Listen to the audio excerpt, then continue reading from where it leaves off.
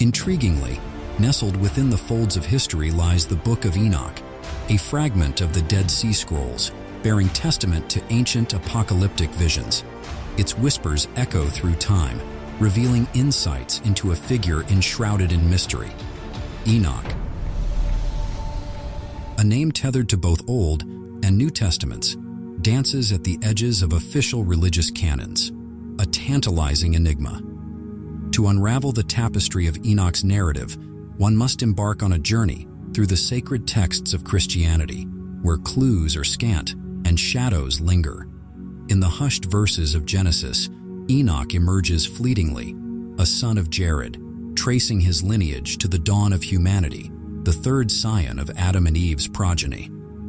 Yet, Enoch's tale diverges from the mundane fabric of mortal existence, for he is cloaked in an otherworldly longevity, his years stretching to nearly 365, a testament to his ethereal nature. But the enigma deepens as Enoch's legacy extends beyond his own existence, his lineage intertwining with mythic proportions. Among his offspring stands Methuselah, a colossus of antiquity, said to have defied time itself, nearly reaching the age of a millennium. Thus, Enoch's story unfolds, a mosaic of wonder and mystery, inviting us to delve deeper into the annals of history and myth. The New Testament elaborates on the story of Enoch. The letter of the Hebrews highlights that Enoch was favored by God and taken to heaven because of his genuine faith. Its special meaning is that Enoch ascended to heaven without experiencing death. Here, the canonical biblical narrative of Enoch ends. To delve deeper into the interesting background of this character and explore his alleged mystical experiences, one must look beyond the apocryphal texts known as the Books of Enoch and the Scrolls. From 1947 to 1956, the Dead Sea Scrolls were uncovered, an extraordinary event in the history of the Hebrew Bible. These ancient scrolls, hidden in various caves, mainly contain religious writings. Among these important archaeological discoveries was the Ethiopian Book of Enoch, which is notable for being the oldest known piece of apocalyptic literature. Scholars determined that the Book of Enoch was likely written in the 3rd century BC, which predates the famous revelation to John from the New Testament, which is dated to around 95 AD. Within the folds of history, the Ethiopian Book of Enoch stands as a testament to cultural divergence and spiritual depth. Its designation as Ethiopian arises from its preservation in the ancient language of Ethiopia, a relic safeguarded by the Ethiopian Church, a bastion of unique tradition amidst the tapestry of global Christianity and Judaism. Herein lies a conundrum. While Enoch finds sanctuary within Ethiopian faith, he remains an outsider to mainstream religious canons. What secrets lie within these pages that render them too potent for universal acceptance? Could they harbor truths that challenge not only the foundations of faith, but also our very perception of reality? The veil of mystery surrounding Enoch's ascent tantalizes the curious mind. While the Bible offers mere whispers of his journey to the heavens, the Ethiopian Book of Enoch beckons with promises of revelation. It is within these hallowed texts that Enoch's celestial odyssey unfolds in vivid detail, unveiling ancient mysteries and divine truths concealed from mortal gaze. Enoch's ascent, shrouded in celestial splendor, is a spectacle of cosmic proportions. As he ascends into the embrace of heaven, divine secrets are unveiled, illuminating the path to enlightenment. Through the lens of the Ethiopian Book of Enoch, we glimpse into the heart of eternity, where the sacred and the sublime converge in a symphony of divine revelation. Yet, with revelation comes ambiguity. The enigmatic nature of Enoch's journey raises questions that transcend the boundaries of faith, challenging us to confront the unknown with open minds and seeking hearts. What divine mysteries await discovery within the ethereal realms of Enoch's ascension? Only by delving deeper into the annals of ancient wisdom can we hope to unravel the enigma that is Enoch and glimpse the profound truths that lie beyond. Amidst the ancient scrolls lies the Book of the Watchers, a tome brimming with tales of celestial rebellion and divine retribution. Here, the angel Semyaza casts his lot with other ethereal beings, descending upon the earth with nefarious intent. Their aim, to entwine themselves with mortal women, birthing offspring of monstrous stature, the infamous giants, whose presence plunges the world into disarray, igniting the wrath of the Almighty. In response to this cosmic transgression, the heavens tremble as the divine hand casts forth the fallen angels from paradise, consigning them to the fiery depths of damnation. Yet divine justice demands more: the impending deluge, a cataclysmic flood to cleanse the earth of the giant's taint. In the face of impending doom, the fallen ones plead for clemency, but their cries fall upon deaf ears, met with the stern resolve of the divine will. Enter Enoch, chosen vessel of divine decree, tasked with delivering the fateful pronouncement to the fallen angels. His mission complete, Enoch ascends once more, ushered into the celestial realms by heavenly messengers. Yet, the heavens he beholds are not a singular expanse, but a tapestry of 7 levels, each veiled in celestial splendor and inhabited by divine beings. The journey through the heavens unveils a realm beyond mortal comprehension, a cosmic hierarchy where clouds and stars adorn the first level, and the damned angels languish in anticipation of their fate on the second. Beyond lies the third heaven, a realm of paradisiacal beauty and righteous souls, juxtaposed with the fiery torments of hell in the north. Guided by celestial sentinels and angelic choirs, Enoch traverses the celestial spheres, ascending ever closer to the pinnacle of divine majesty. At last, he stands before the throne of God, where the ineffable radiance of the Almighty reigns supreme, attended by the luminous presence of archangels. Here, amidst the apex of celestial glory, Enoch glimpses the boundless expanse of divine sovereignty, a testament to the unfathomable mysteries of the heavens. Enveloped in divine revelation, Enoch emerges as a scribe of celestial wisdom, entrusted with the sacred task of transcribing the Creator's words. In a mere 30 days, he pours forth a torrent of knowledge, penning 360 books that encapsulate the mysteries of creation and the cosmos. Armed with this celestial scripture, Enoch descends once more to the earthly realm, bequeathing the sacred texts to his progeny, a legacy of enlightenment and warning. His words resonate with urgency as he implores his sons to forsake sin and heed the impending cataclysm, a flood of divine wrath poised to purge the earth of the monstrous offspring of fallen angels.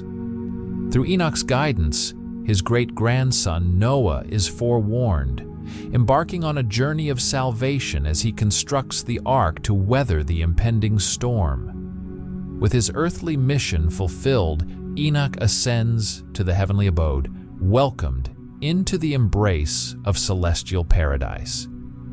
Yet, the legacy of his revelations remains shrouded in controversy, casting shadows upon the pristine fabric of religious orthodoxy.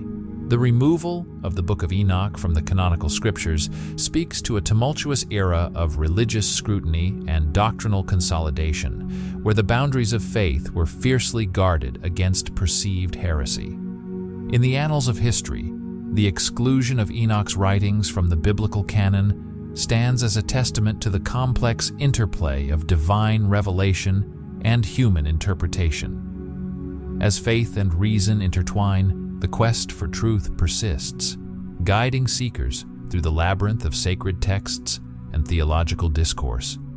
And amidst the tapestry of faith, the enigmatic figure of Enoch endures, a beacon of divine wisdom illuminating the path to enlightenment. The history of the Bible's formation is a testament to the meticulous efforts of early Christian scholars to safeguard the integrity of their faith. Amidst the tumult of theological debate, the canonization process in the 4th century sought to establish a cohesive body of sacred texts, free from doctrinal deviation and heretical influence. It was a meticulous process, undertaken to fortify the foundations of Christian belief against the tides of skepticism and dissent. The removal of certain books, such as Enoch, from the canon reflects the stringent criteria applied by early church authorities to ensure doctrinal harmony and authenticity. While the decision may seem arbitrary to some, it was rooted in a desire to preserve the cohesive narrative of salvation history articulated across the accepted scriptures. Critics may raise concerns about the fallibility of human judgment in this process, questioning the potential for bias or oversight. However, the remarkable consistency and coherence among the canonical books attest to the diligence of those entrusted with this sacred task. Indeed, the seamless integration of themes, motifs, and theological concepts throughout the canon bespeaks a divine orchestration that transcends human fallibility. As for the Book of Enoch, its exclusion from the canon is not merely a matter of doctrinal incongruity, but also raises questions about its authenticity and provenance. The absence of ancient translations and the lack of attestation from early Christian communities cast doubt on its origins and credibility. While fragments in Aramaic hint at its antiquity, the absence of widespread recognition or endorsement among first-century Christians raises skepticism regarding its status as scripture. In the realm of theological inquiry, the Book of Enoch remains a fascinating enigma, offering insights into ancient Jewish and Christian traditions.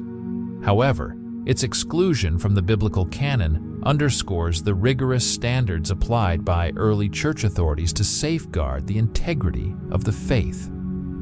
Ultimately, the canonization process stands as a testament to the enduring vigilance of the Christian community in preserving the sacred deposit of divine revelation. The theory positing the Book of Enoch's removal from the Bible as part of a global conspiracy to suppress its purported revelations of ancient alien encounters is certainly an intriguing one. It dovetails with the burgeoning fascination with pre-astronautics, a field of inquiry exploring the possibility of extraterrestrial visitations in antiquity.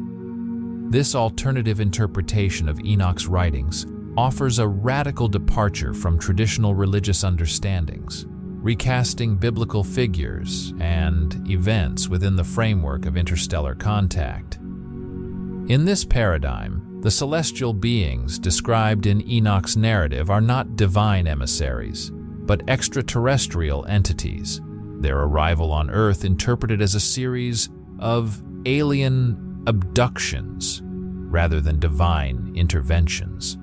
The figure traditionally understood as God is reconceptualized as the leader of these extraterrestrial visitors, reshaping the narrative of Enoch's ascension as a classic case of alien abduction rather than a divine revelation. Such a reinterpretation raises intriguing questions about the nature of religious texts and the fluidity of interpretation.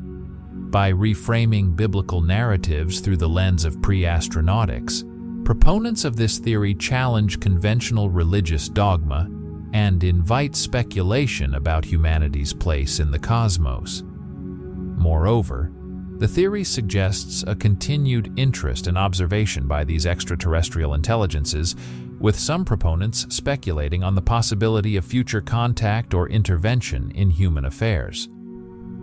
The perceived urgency of this intervention is often linked to contemporary concerns about humanity's technological prowess and the potential for self-destruction, a narrative that echoes themes of apocalyptic prophecy found in both religious and secular contexts. While the theory of ancient alien encounters embedded within the Book of Enoch remains speculative, It underscores the enduring allure of mystery and the human impulse to seek understanding in the unknown. Whether viewed through the lens of religious faith or extraterrestrial inquiry, the story of Enoch continues to captivate imaginations and provoke thought-provoking speculation about the nature of our existence and our place in the universe. Babylon, a name steeped in the annals of ancient history, conjures images of grandeur and majesty,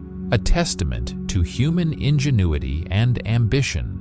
Yet, beneath its veneer of splendor lies a narrative of rise and fall, a saga of triumph and tragedy that has captivated the imaginations of scholars and storytellers for millennia. At its zenith, Babylon stood as the jewel in the crown of the Babylonian Empire, its towering ziggurats and bustling streets testament to its status as a thriving metropolis.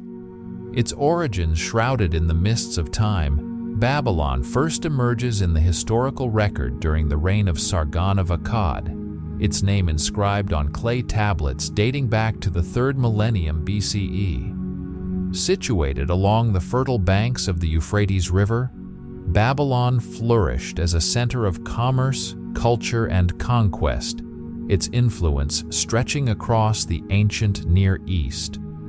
The city's prosperity reached its apex during the reign of Nebuchadnezzar II,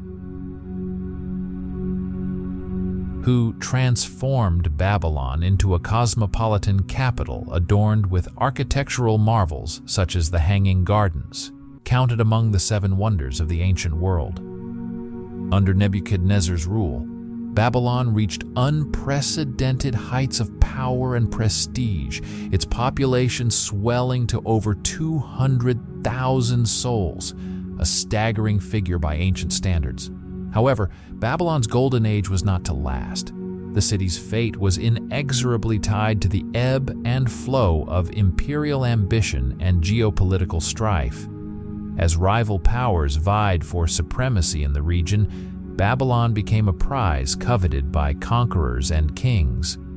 In 539 BCE, the city fell to the Persian king Cyrus the Great, marking the end of Babylon's independence and the dawn of a new era of foreign rule.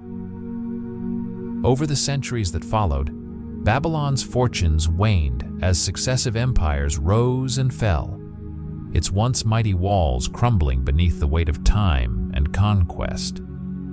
By the time of the Islamic conquests in the 7th century CE, Babylon had faded into obscurity, its name invoked in tales of bygone glory. Today, the remnants of Babylon stand as silent sentinels of a bygone era, their weathered stones bearing witness to the passage of millennia. Despite the ravages of time and the vicissitudes of history, Babylon's legacy endures, a testament to the enduring power of human ambition and the inexorable march of time. As visitors wander among its ruins, they are reminded of the transient nature of empires and the eternal allure of the past, beckoning them to glimpse the echoes of greatness that once resounded within these ancient walls. Babylon's ascent from humble beginnings to cosmopolitan grandeur is a saga woven with threads of ambition, conquest, and cultural innovation. As the Greek historian Herodotus beheld the city's splendor, he marveled at its magnificence, declaring it unlike any other in the known world. Yet, the seeds of Babylon's greatness were sown long before Herodotus's time, in the dawn of the 3rd millennium BCE. It was under the reign of King Hammurabi, the 6th ruler of the first Babylonian dynasty, that Babylon experienced its first true heyday. Hammurabi's vision and ambition propelled the city to new heights of power and influence, transforming it from a modest town into a formidable metropolis. His reign, spanning from 1792 to 1750 BCE, was marked by a relentless pursuit of expansion and prosperity. Hammurabi's conquests not only extended Babylon's dominion over vast swathes of Mesopotamia, but also brought about significant advancements in governance, agriculture, and architecture. Monuments such as imposing temples dedicated to the gods stood as testament to the king's ambition and the city's growing prominence on the world stage. Yet, Hammurabi's legacy transcended mere conquest. Beneath the veneer of imperial ambition lay a commitment to the welfare of his subjects, as evidenced by his efforts to improve their lives in every conceivable aspect. Babylon, under Hammurabi's rule, emerged as the vibrant heart of a mighty empire, its influence reaching across the ancient Near East. However, the tide of history is fickle, and Babylon's zenith was destined to be fleeting. In the wake of Hammurabi's passing, the city's political landscape grew increasingly tumultuous as foreign rulers, including the Hittites, Kassites, and Assyrians, vied for control of the region. Despite the vicissitudes of fortune, Babylon's legacy endured, its memory enshrined in the annals of history as a testament to the indomitable spirit of human ambition and the enduring allure of ancient civilizations. The tumultuous aftermath of Ashurbanipal's reign marked a turning point in the annals of Mesopotamian history, as the Neo-Assyrian Empire descended into a maelstrom of internal strife and external threats. Amidst the chaos, ambitious leaders like Neopalazar seized the opportunity to assert their dominance, forging alliances and plotting their ascent to power. Neopalazar's cunning maneuvering culminated in the overthrow of the Neo-Assyrian Empire, paving the way for his own coronation as the first king of the Neo-Babylonian Empire in 605 BCE. For his successor, Nebuchadnezzar II, inheriting the mantle of kingship meant shouldering the weight of his father's legacy and steering Babylonia towards its rightful place at the zenith of ancient society. Under Nebuchadnezzar II's reign, the Neo-Babylonian Empire extended its dominion over vast swaths of the ancient Near East, including Assyria, Asia Minor, Northern Arabia, Israel, and Phoenicia. Nebuchadnezzar's ambitious projects and military campaigns left an indelible mark on history, cementing his legacy as one of Mesopotamia's most formidable rulers. Among Nebuchadnezzar II's enduring legacies are the expulsion of the Jews from Babylon, the conquest of Jerusalem, and the construction of monumental edifices within the thriving capital of Babylon. The Ishtar Gate, adorned with stunning glazed bricks depicting mythical beasts, and the fabled Hanging Gardens of Babylon, said to be a verdant paradise suspended in the air, stand as testaments to the king's grand vision and architectural prowess. However, the attribution of the Hanging Gardens to Nebuchadnezzar II remains a subject of scholarly debate, with some experts questioning the historical accuracy of this attribution. Nevertheless, the splendor of Nebuchadnezzar's reign endures in the annals of history, a testament to the enduring legacy of Babylon and the indomitable spirit of its rulers. The tale of the Tower of Babel stands as one of the most enduring and enigmatic narratives in the Old Testament, its significance reverberating through the corridors of theological discourse and historical inquiry. At its heart lies a cautionary tale of human hubris and divine retribution, a story that transcends its biblical origins to resonate across cultures and civilizations. According to biblical tradition, the Tower of Babel was conceived as a monument to human ambition, a towering edifice intended to rival the heavens themselves. It symbolized mankind's audacious attempt to transcend earthly limitations and assert its autonomy from divine authority. In the eyes of God, however, this act of defiance was met with divine displeasure, leading to a dramatic intervention that would forever alter the course of human history. As the biblical narrative recounts, God intervened by confounding the languages of the builders, plunging them into a state of linguistic chaos and rendering their collective endeavor futile. This act of divine intervention, often interpreted as a form of divine punishment, resulted in the dispersion of humanity across the globe, laying the groundwork for the diversity of languages and cultures that characterize the world today. From a theological perspective, the Tower of Babel serves as a cautionary tale against the perils of human pride and arrogance, reminding believers of the consequences of straying from divine guidance. It underscores the importance of humility and obedience in the face of divine authority, urging humanity to heed the lessons of the past and embrace a spirit of reverence and submission before God. Yet, beyond its theological implications, the story of the Tower of Babel resonates with universal themes of ambition, defiance, and the search for meaning in the human experience. Across cultures and civilizations, it serves as a potent symbol of the enduring struggle between the aspirations of humanity and the limits imposed by the divine order, a narrative that continues to captivate the imagination and inspire reflection on the nature of human existence. According to the story from the Old Testament, some scholars believe that the biblical tale corresponds to what is known as a tani, a type of ziggurat or stepped temple tower, the remnants of which were discovered in the early 20th century.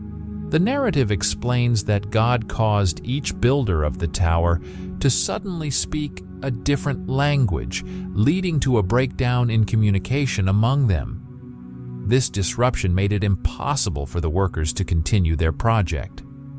Following this event, the workers, along with their families who presumably spoke the same language, dispersed across the globe, spreading their languages among the indigenous populations. The Bible suggests that this is the origin of the world's diverse languages. Over time, these languages evolved and diversified into the multitude of languages spoken worldwide today. This event marks the inception of linguistic diversity, setting the stage for the emergence of many new languages in subsequent years. The decline of the Neo-Babylonian Empire following the reign of Nebuchadnezzar II marked a tumultuous period of instability and uncertainty, culminating in the reign of the last king, Nabonidus. Unlike his illustrious predecessor, Nabonidus struggled to maintain control over his fractious empire, his rule marked by political intrigue, religious upheaval, and prolonged absences from the capital. Nabonidus, of Assyrian descent, sought to revive ancient traditions and restore the cultural heritage of Assyria, the empire vanquished by Babylonian conquest. His ambitious architectural and cultural projects, aimed at revitalizing the empire's legacy, earned him the epithet of the archaeologist king. However, his endeavors met with resistance from the populace, particularly the powerful priesthood of Marduk, the patron deity of Babylon. The king's decision to elevate the worship of the moon god Sin over that of Marduk further alienated his subjects, exacerbating tensions within the empire. Moreover, Nabonidus's frequent and prolonged absences from the capital only served to deepen the sense of instability and uncertainty among the populace. Speculation abounded regarding the reasons for his extended departures, with theories ranging from scholarly pursuits to illness to mental instability.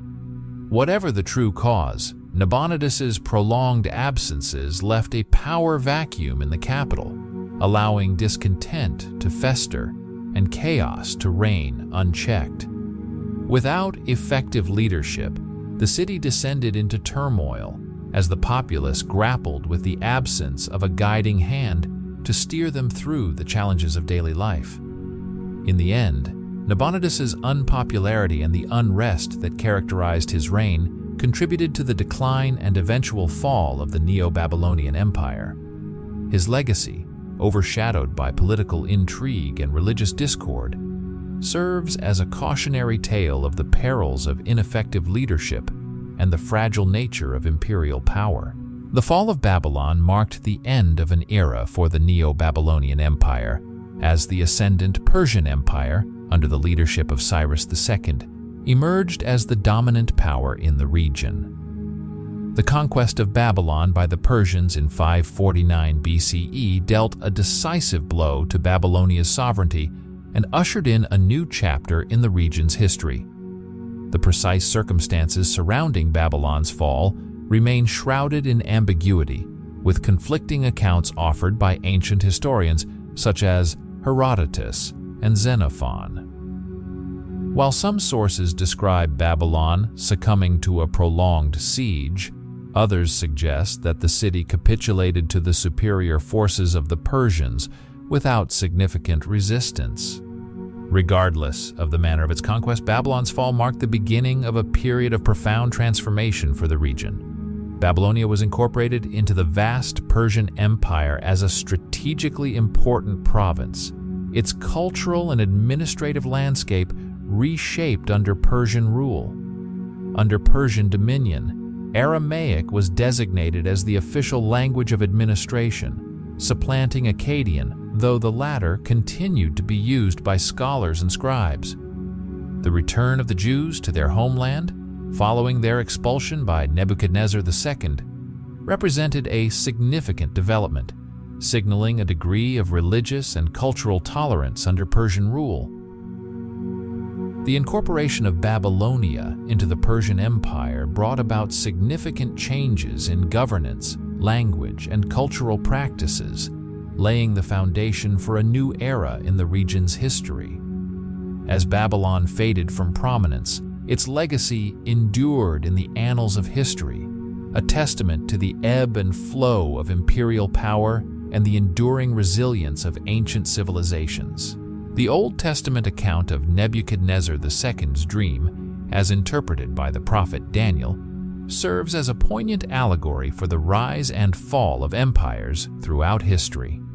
The image of the statue, representing successive kingdoms, foretells the inevitable demise of Babylon and its eventual replacement by subsequent powers ordained by God.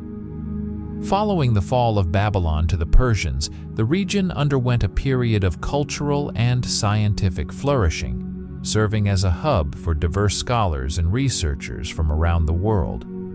The contributions of Babylonian astronomers, who calculated the solar year and created the first horoscope in history, underscore the intellectual vibrancy of the era. The subsequent conquest of Babylonia by Alexander the Great and the Hellenistic period that followed witnessed the fusion of Greek and Babylonian cultural traditions, enriching the cultural tapestry of the region. However, the death of Alexander and the subsequent power struggles among his successors plunged the region into turmoil, leading to raids and devastation. The eventual ascendancy of the Parthians marked the end of Babylon's historical trajectory as a center of power and influence. The city, once a symbol of grandeur and splendor, faded into obscurity, its legacy preserved in the annals of history. In the New Testament, the concept of the Antichrist is associated with eschatological beliefs about the end times. While the term Antichrist is sparingly used in the epistles of John, it has become a focal point of Christian theology regarding the prophesied figure who will challenge the teachings of Jesus Christ and deceive believers.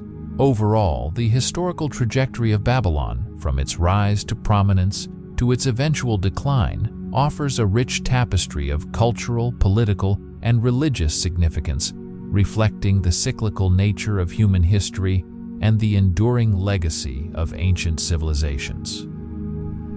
The concept of the Antichrist, while primarily associated with the letters of John in the New Testament, finds resonance in the teachings of Jesus as well.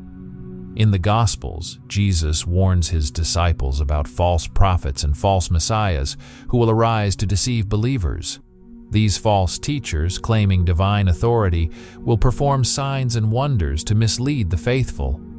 While the term Antichrist may not be explicitly mentioned in the Gospels, the idea of individuals or groups opposing Christ's teachings and spreading falsehoods aligns with the broader theological understanding of the Antichrist. These adversaries, driven by nefarious motives, seek to undermine the truth of Jesus' identity as the Son of God. The portrayal of the Antichrist varies within Christian theology, with interpretations ranging from a singular demonic figure to a collective representation of false prophets and teachings.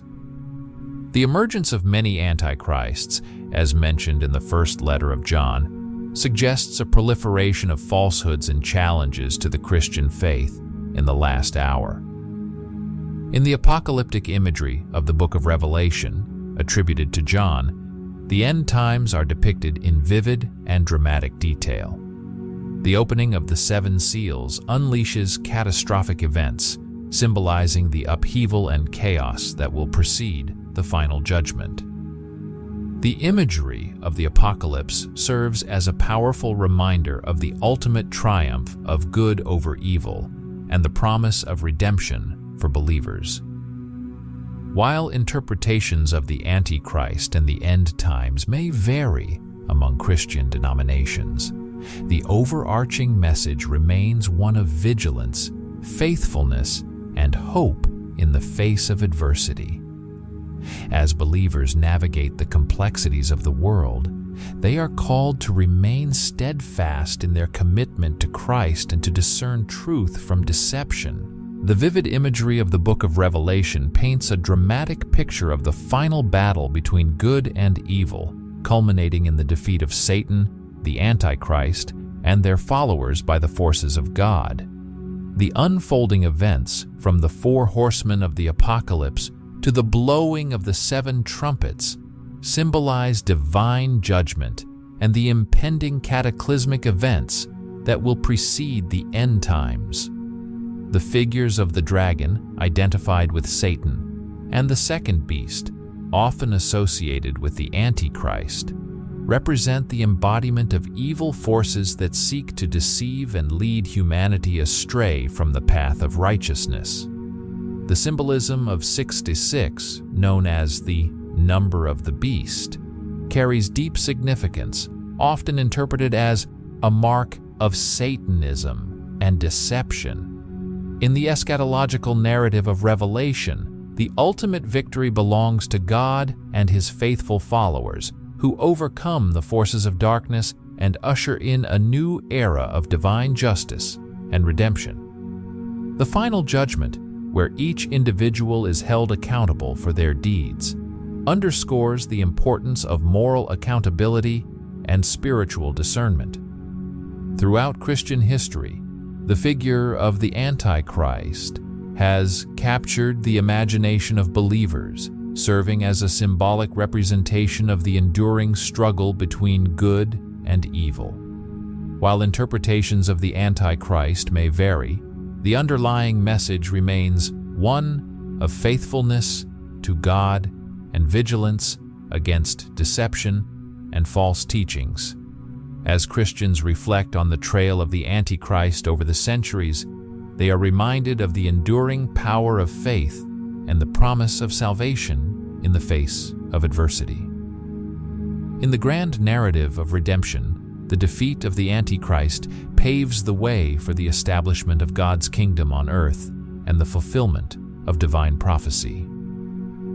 The concept of the Antichrist has been a subject of fascination and speculation throughout history, with various figures and events being interpreted as manifestations of this apocalyptic figure. From Roman emperors to Islamic conquerors, and even to the medieval period, people have sought to identify the Antichrist in their contemporary world. In the Middle Ages, the fear of the Antichrist was so pervasive that scholars were commissioned to create detailed portraits of this false prophet. Adso, a theologian tasked by Queen Gerberga, envisioned the Antichrist as a figure descended from the devil himself, raised by dark forces and claiming divine authority. According to Adso, the Antichrist would deceive countless Christians with his false teachings, leading to widespread chaos and destruction. However, the ultimate defeat of the Antichrist would come with the intervention of Jesus or the Archangel Michael, bringing an end to his reign of terror. These interpretations reflect the enduring significance of the Antichrist in Christian eschatology, serving as a symbolic representation of ultimate evil and the perennial struggle between good and evil. As people grapple with the complexities of their times, the figure of the Antichrist continues to capture the imagination, reminding believers to remain vigilant and steadfast in their faith amidst the challenges of the world. The concept of the Antichrist has indeed been applied to various individuals and groups throughout history, serving as a symbolic representation of opposition to Christ and his teachings.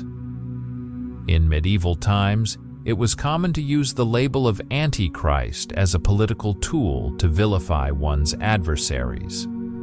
This was evident in the conflicts between different factions within the church, where each side would accuse the other of being in league with the devil. However, it's important to recognize that the idea of the Antichrist is not limited to a single individual but can encompass a broader notion of those who oppose Christ's message. This interpretation aligns with the biblical texts, which portray the Antichrist as a symbol of spiritual deception and apostasy rather than a specific person. Indeed, the word Antichrist itself suggests opposition to Christ, implying that anyone who rejects or opposes Christ's teachings could be considered an Antichrist in a symbolic sense.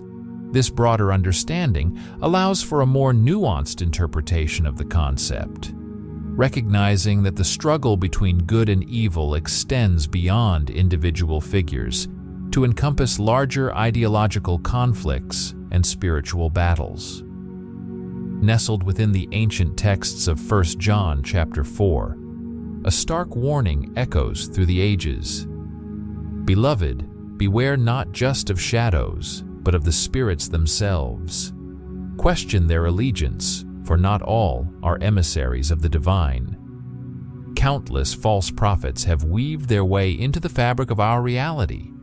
To discern the true Spirit of God, know this: any spirit that recognizes Jesus Christ, who walked among us in the flesh, is aligned with the divine. Conversely, any spirit that denies him heralds from darker realms. This scripture not only speaks of the deceptive allure of false prophets, but aligns them with the Antichrist, a concept not confined to a single form, but an omnipresent spirit, elusive and manifold, twisting through human history, often unrecognized, always sinister. This spirit, contrary to the divine, emerges from the depths, an infernal echo of the devil's will. Chillingly, the scripture confirms an unsettling truth. The spirit of the Antichrist, forewarned to be approaching, already permeates our world. This revelation casts a shadow over our understanding of history and the present, hinting that the Antichrist has woven itself into the very tapestry of human affairs. This entity, synonymous with deception and betrayal, has appeared in many guises throughout history. In the tumultuous era of the 1520s, Martin Luther branded the entire papacy as the embodiment of the Antichrist, a belief he held till his dying breath in 1546.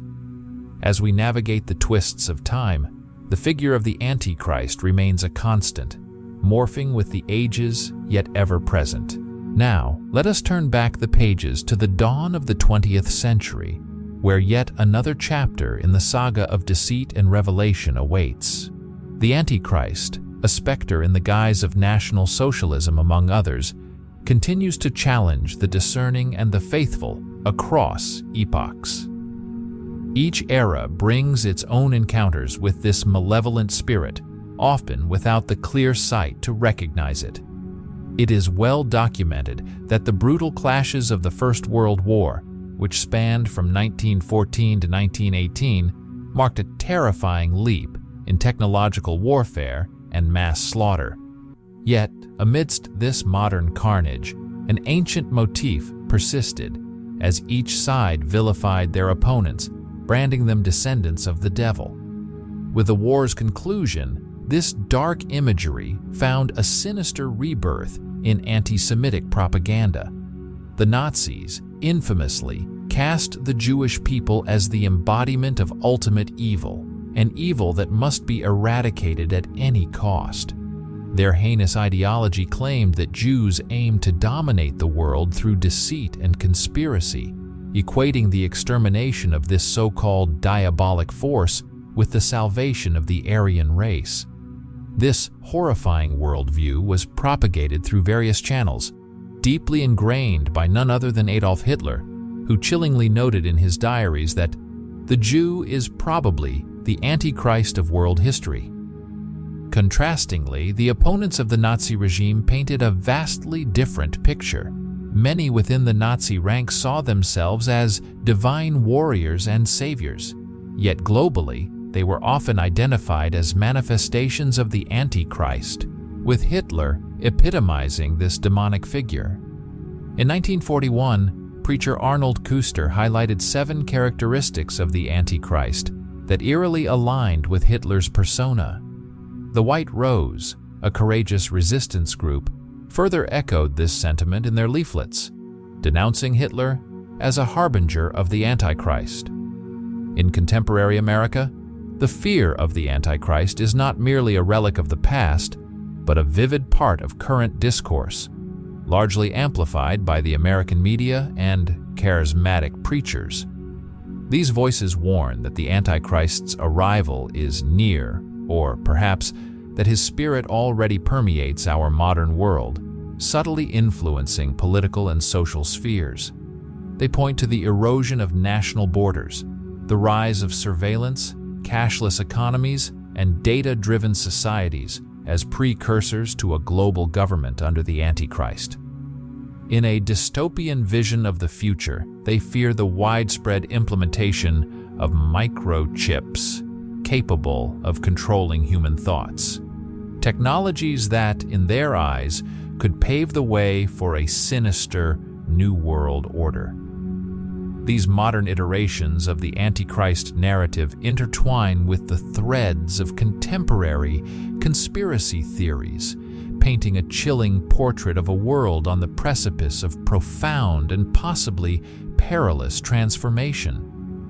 Although the concept of microchips capable of manipulating our brains might sound like something out of a sci-fi novel, the reality is that such technology is actively being developed. While the intentions behind this development may vary, it's inevitable that some individuals will seek to exploit it for their own sinister purposes. Currently, these brain implant chips are primarily intended to address neurological disorders, but there's a valid concern that they could be used to influence thoughts and behavior beyond medical necessity. In this ever-evolving world, the potential ramifications are boundless. Regardless of our interest in art, most of us are familiar with Leonardo da Vinci's iconic painting, The Last Supper. While Jesus Christ's story is widely known, the fate of his 12 apostles remains a mystery to many. Who were these individuals, and what tragic ends did they meet? Before diving into the dramatic and often tragic destinies of the 12 apostles, let's clarify a key term that frequently appears in Christian discourse: apostle. In Christian tradition, apostles are often seen as Jesus' closest companions, handpicked by the Savior himself to spread his teachings across the world. But what exactly does the term apostle signify, and how is it used in biblical texts? The usage of apostle in the New Testament is intriguingly inconsistent. While Paul's letters, the Gospel of Luke and the Acts of the Apostles, refer to apostles a combined total of 58 times, the Gospel of Mark mentions them only once. This discrepancy points to variations in the emphasis different texts place on the role of apostles. Additionally, the identities of these apostles aren't uniformly presented across the Gospels.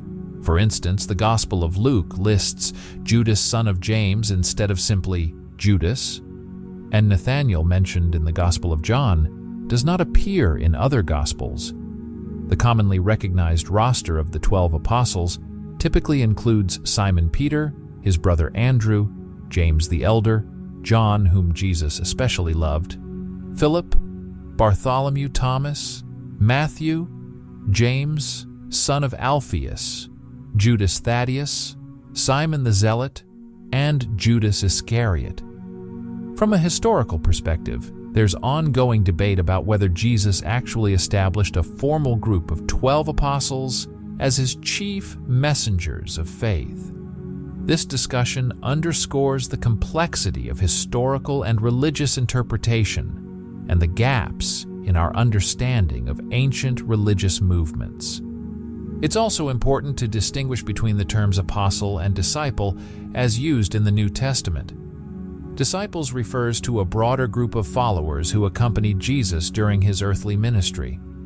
Unlike the more narrowly defined circle of apostles, this group included potentially thousands of followers, both men and women. Prominent female followers included Mary Magdalene, Martha of Bethany, and the Sisters of Lazarus, highlighting the inclusive nature of Jesus' ministry. Following Jesus' resurrection, it is said that he tasked all his disciples, not just the apostles, with the mission to spread his teachings, a commission that broadened the scope of early Christian evangelism. Understanding these nuances helps us appreciate the layers and the diversity within the early Christian community, and it sets the stage for exploring the profound and often perilous journeys undertaken by the apostles as they carried their message into a world that was frequently hostile to their mission. The historical records and traditional accounts concerning the lives and ultimate fates of the apostles are often fragmented and shrouded in mystery. This is particularly true for James, the greater Peter, and Matthew, whose lives after the events documented in the canonical scriptures vary considerably in different sources. James, the greater. James, known as the greater to distinguish him from another apostle, also named James, met an early and violent death, which is one of the few apostolic martyrdoms recorded in the New Testament. According to Acts 12:1-2, King Herod laid violent hands on some who belonged to the church. He had James, the brother of John, killed with the sword. This passage reflects the perilous environment in which the apostles operated, facing persecution from both religious and political authorities. Peter's story, conversely, extends beyond his scriptural appearances, with more detailed accounts found in apocryphal texts, such as the Acts of Peter. Traditionally, it is believed that Peter met his martyrdom in Rome under Emperor Nero's regime. Opting for a death that mirrored his humble submission to Christ, Peter is said to have requested to be crucified upside down, a request that was gruesomely honored. This act of martyrdom underscored his unwavering faith and humility, marking a poignant moment in Christian lore. Matthew. The fate of Matthew, the apostle and tax collector turned evangelist, is perhaps the most uncertain. Early Christian traditions present conflicting reports about his death. Some, like the account in Hippias's letter, suggest he died peacefully in Parthia. Other traditions argue he suffered martyrdom by burning, beheading, or stabbing in Ethiopia, Mesopotamia, or Persia. His alleged relics were transported to Salerno, Italy, in the 11th century, though historical evidence supporting the exact details of his relics' journey is sparse. Matthew's contribution to Christian texts, particularly the Gospel of Matthew, has been historically significant, though modern scholarship casts doubt on his authorship of the gospel that bears his name. Instead, it suggests the text was likely written by an anonymous author well-versed in Jewish law and tradition.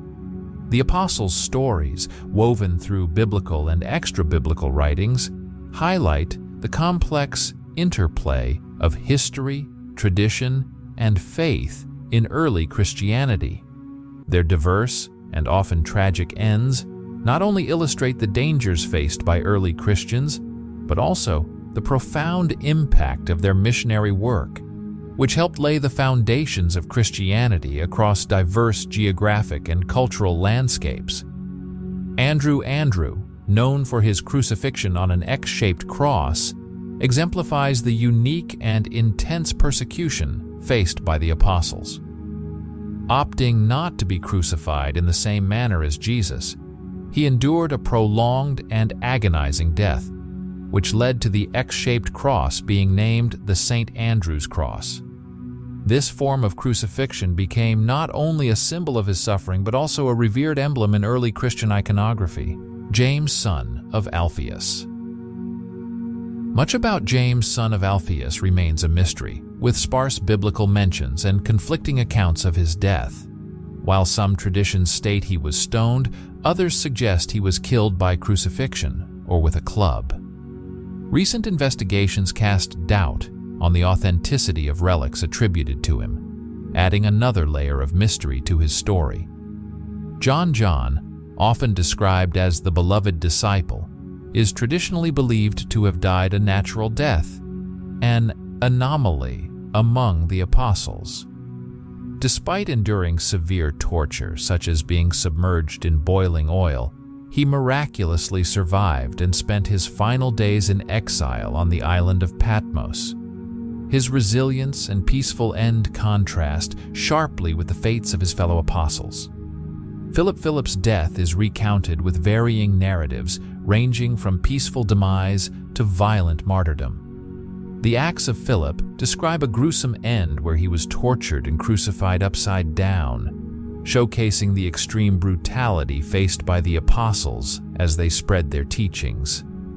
Bartholomew's martyrdom is depicted with particularly vivid brutality in different traditions, including being flayed alive, beheaded, or crucified.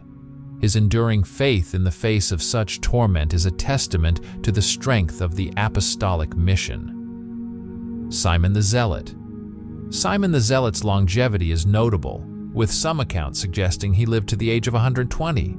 Despite his advanced age, he met a violent end by crucifixion, according to some traditions, while others suggest different modes of martyrdom. Judas Thaddeus's death also varies in accounts, ranging from peaceful death to violent martyrdom by sword, stoning, or beating.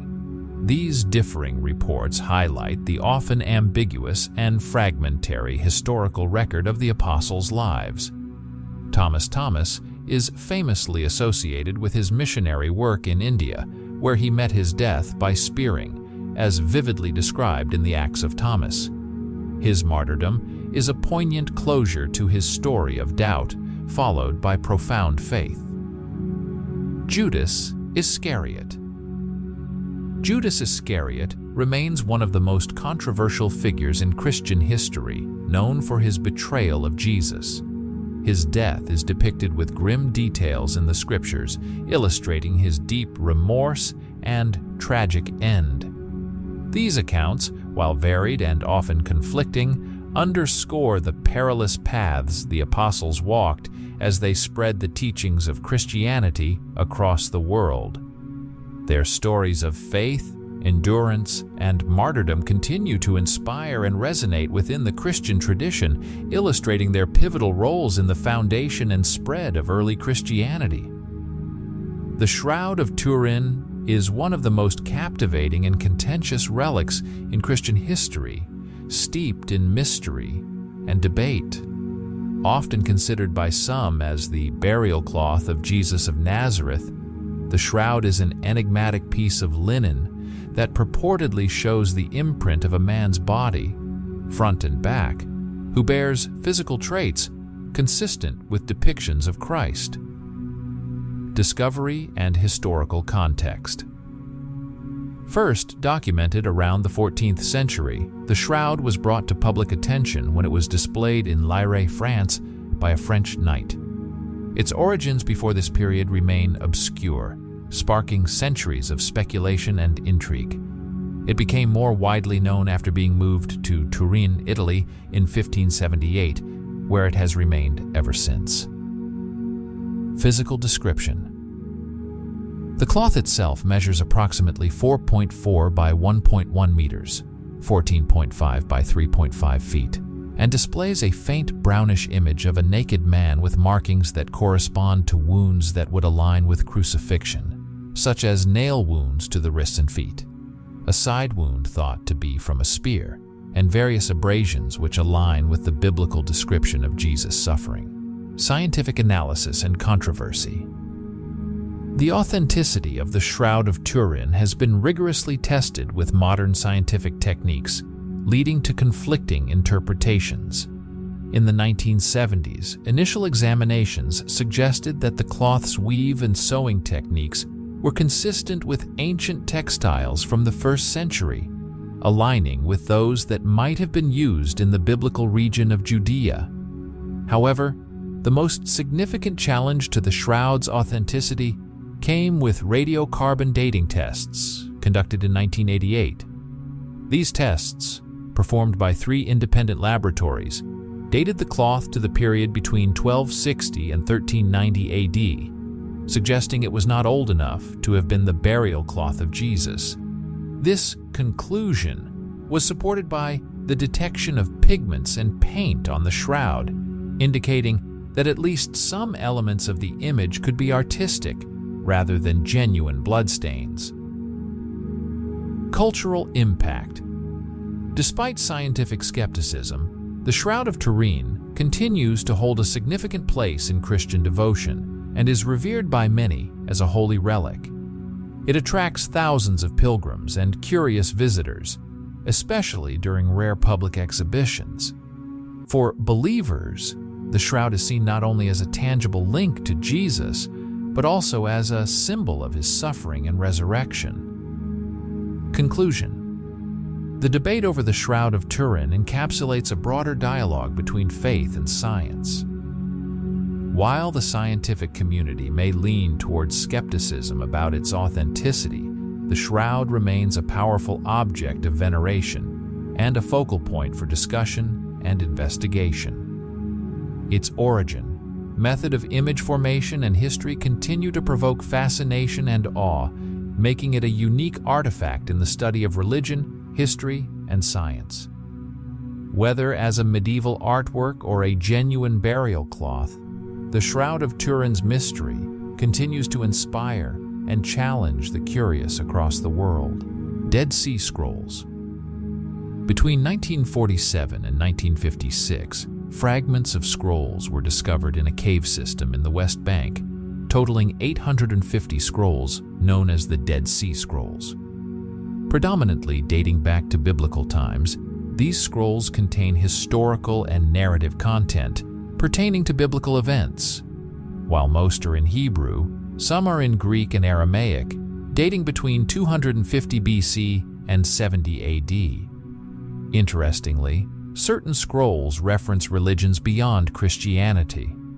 Despite minor textual variations, the overarching narratives align with modern Bibles, highlighting potential editorial influences throughout history.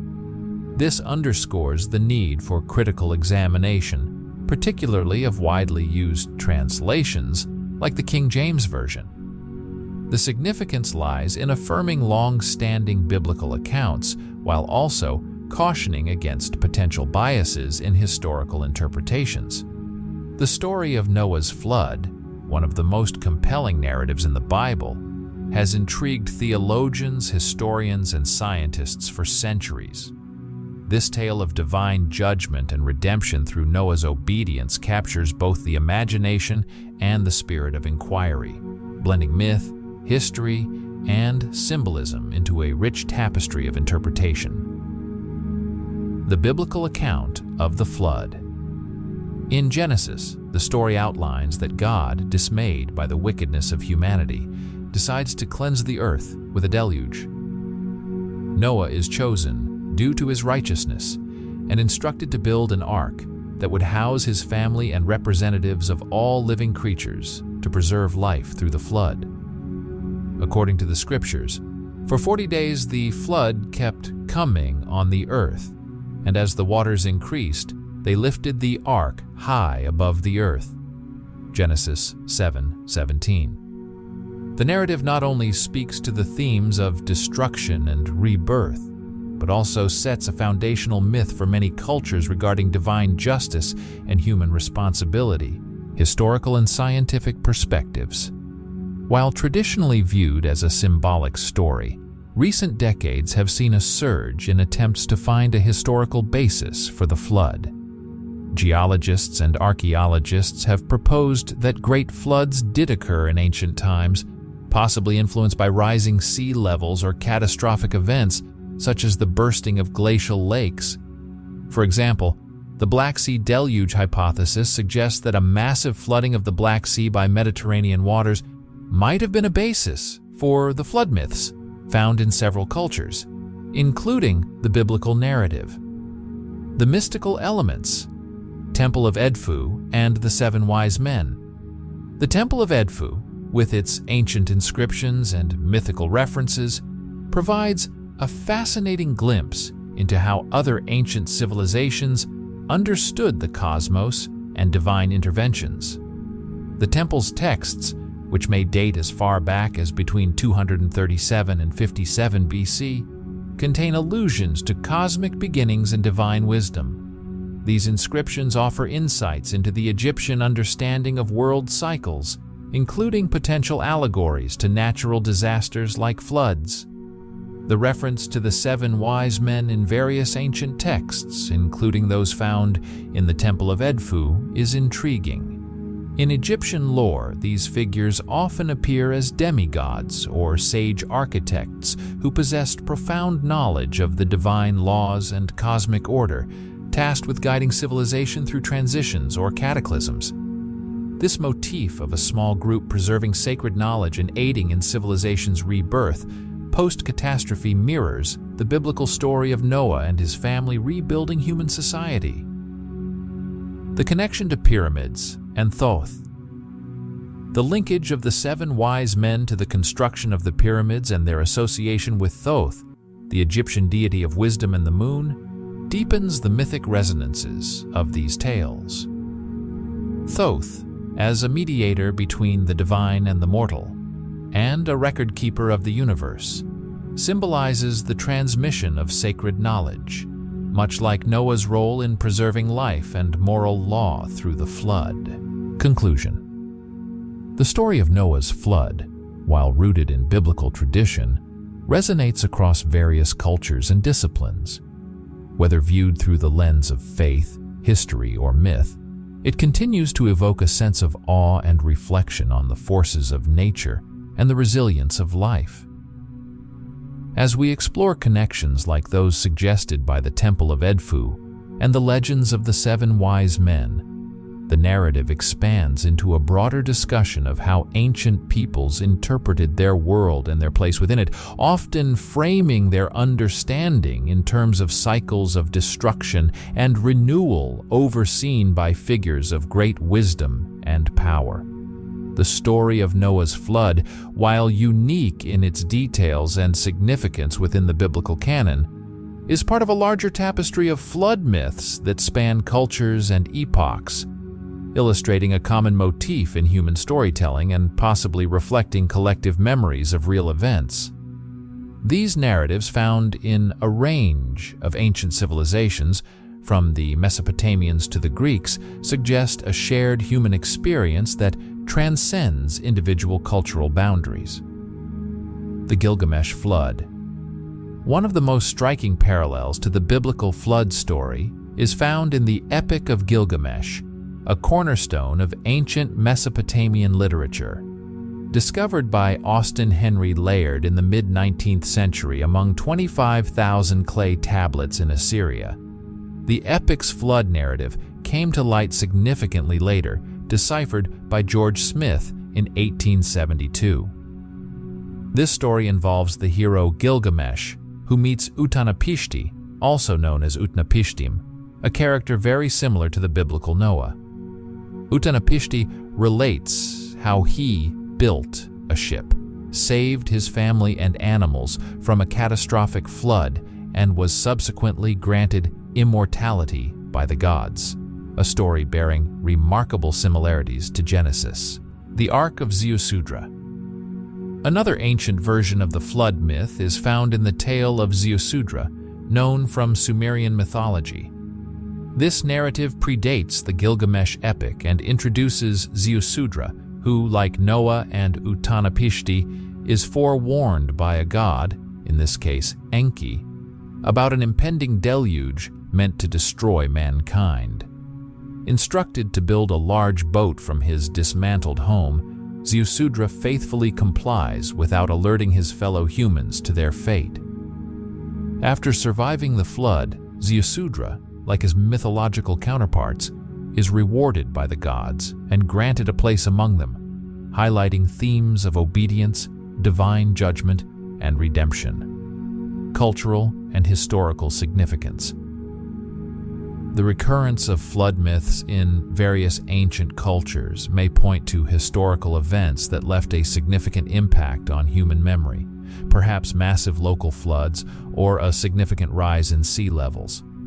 These stories may have been used to explain such cataclysmic events and to instill moral lessons about divine justice and human hubris. Moreover, the similarities across these tales, particularly those involving a chosen survivor, a divine warning to build an ark, and the subsequent renewal of life on Earth, suggest not only possible cultural exchanges, but also a profound existential question that these narratives wrestle with. How does humanity cope with the potential for sudden, world-altering catastrophes? Conclusion. The exploration of flood myths like those of Gilgamesh, Noah, and Ziusudra not only enriches our understanding of ancient literature and religion, but also offers insights into how humans across the globe have made sense of natural disasters through storytelling. These myths, while rooted in their respective cultural contexts, reflect universal concerns about human morality, divine intent, and the fragile supremacy of human civilization in the face of nature's overwhelming power. The widespread presence of flood narratives across diverse cultures and continents hints at a deeply rooted human fascination with cataclysms, particularly floods, that may have shaped our ancestors' environments and their stories. This global storytelling phenomenon raises significant questions about the origins of these myths and the events that might have inspired them. Universal themes in global flood myths. Flood myths are pervasive in human culture, spanning from the Epic of Gilgamesh in Mesopotamia to the stories of Manu in Hinduism, and from tales recounted by the Australian Aborigines to those found in ancient Chinese texts. This universality suggests that these stories may be more than mere myths. They could be based on actual historical events that were so impactful they seared into the collective memory of multiple civilizations, passed down through generations, and adapted to local cultural and religious contexts. Scientific theories of a historical deluge. The theories about the origins of these widespread flood narratives often point to real and dramatic natural events. For instance, the end of the Ice Age around 10,000 BC brought with it dramatic changes to the Earth's landscapes and ecosystems. Melting ice caps led to significant rises in sea levels, events that could easily have inspired legends of great floods. The Black Sea Deluge hypothesis is one such example, proposing that a massive flooding event occurred when rising sea levels caused the Mediterranean Sea to breach through what is now the Bosporus, turning the freshwater Black Sea basin into a saltwater sea. The extraterrestrial hypothesis. Some hypotheses stretch the boundaries of conventional archaeological and historical analysis, such as those positing that flood myths could be linked to catastrophic events triggered by extraterrestrial impacts. The theory proposed by Heinrich Muck suggests that a meteorite or asteroid impact could have caused significant tsunamis and climatic disruptions, aligning with narratives of a sudden, overwhelming flood. While this theory is certainly dramatic, it is part of a broader attempt to find a common, extraordinary cause for the widespread distribution of flood stories. Noah's Ark in historical and religious context. The story of Noah's Ark is among the most recognized of these flood myths, deeply embedded in the religious traditions of Judaism, Christianity, and Islam. Each tradition includes the story of a righteous man instructed by God to build an ark to save himself, his family, and a representation of the world's animals from a devastating flood, a narrative that underscores themes of divine judgment, salvation, and renewal. Recent claims about discoveries related to Noah's Ark, such as the purported finding of its remains in Turkey, continue to stir interest and debate. While these claims often lack robust scientific backing, they reflect the enduring fascination with proving the historical basis of one of the most iconic stories handed down through millennia. Conclusion. While it is uncertain whether we will ever definitively trace the flood myths back to specific historical events, the persistence of these stories highlights a universal human experience, the struggle to understand and cope with the devastating power of nature. Whether as metaphorical narratives used to convey moral lessons or as vestiges of historical events, flood myths serve as a powerful reminder of our shared heritage and the impact of natural forces on human civilization. The claimed discovery of Noah's Ark in the mountains of Ararat by a team of Chinese researchers and Noah's Ark Ministries International in 2010 has generated a great deal of excitement as well as skepticism. The announcement that remnants of what could potentially be Noah's Ark being found at an altitude of approximately 4,000 meters, coupled with claims of the wood dating back roughly 4,800 years, aligns intriguingly with the biblical timeline provided in the book of Genesis. Analyzing the claim's material evidence, the discovery includes fragments of cypress wood and pieces of rope, materials that the biblical text specifies were used in the construction of Noah's Ark. The structure supposedly found also features compartments that resemble animal stables, suggesting a design that could house various species, ostensibly in pairs. Authenticity concerns. However, several red flags have been raised regarding the authenticity of these findings. Critics argue that the probability of wood surviving for nearly 5 millennia, especially above the tree line where conditions are harsh and unsuitable for the preservation of organic material, is exceedingly low. Moreover, the sensational nature of the claims and the lack of peer-reviewed scientific backing casts further doubt. Possible hoax. The suggestion that a local guide might have staged the discovery by hauling wood up the mountain and aging it artificially to create a tourist attraction is a serious accusation that undermines the credibility of the findings.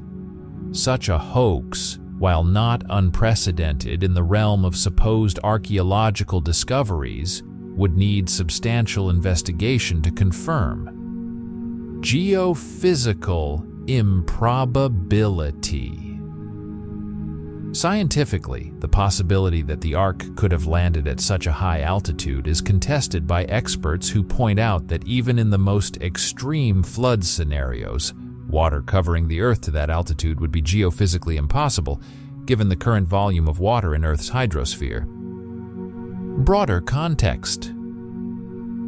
This discovery, whether ultimately proved true or false, taps into a wider human curiosity about ancient narratives and their potential bases in historical events.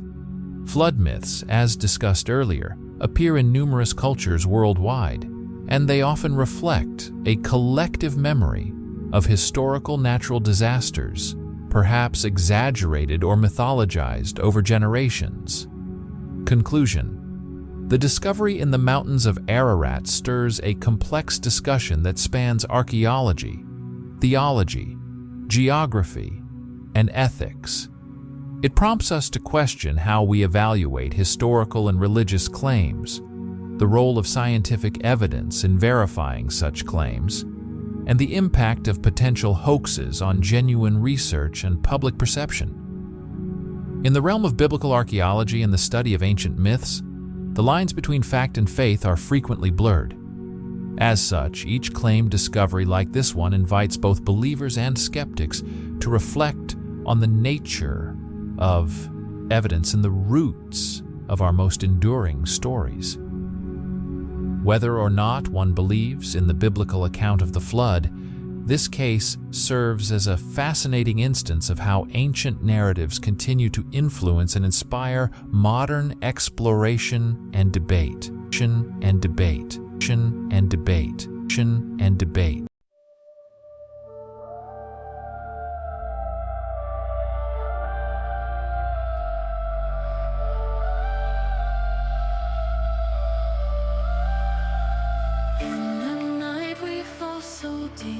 Whispers fade into the street, lonely echoes we repeat, lost in shadows where we meet. Voices soft like velvet air, secrets floating everywhere. Feel your heartbeat like a prayer, two souls tangled in despair. In the shadows we fade.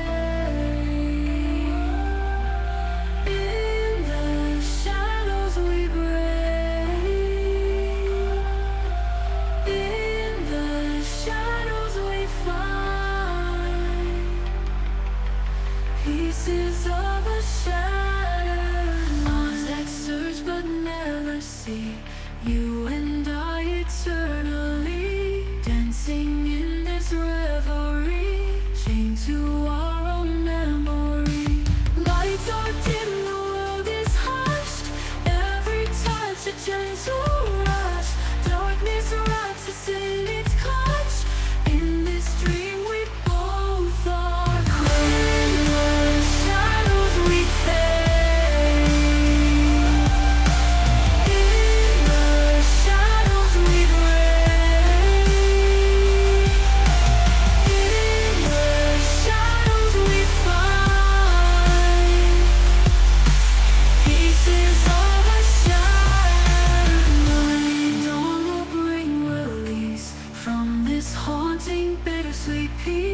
But for now we find no seas, lost in shadows, finding no peace. In the shadows we fade. In the shadows we break. In the shadows we find pieces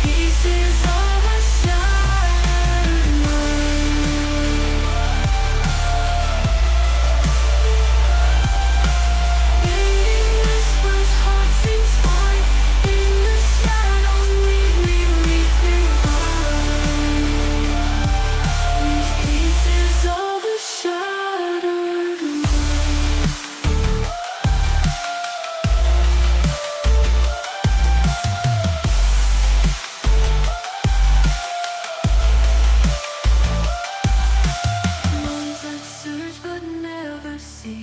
You and I eternally dancing in this revelry, chained to our own memory. Lights are dim, the world is hushed. Every touch a gentle rush. Darkness wraps us in its clutch. In this dream we both are raised.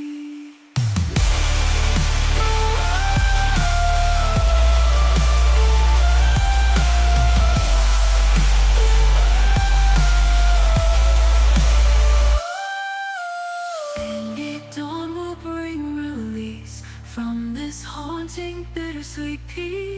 But for now we find no seas, lost in shadows, find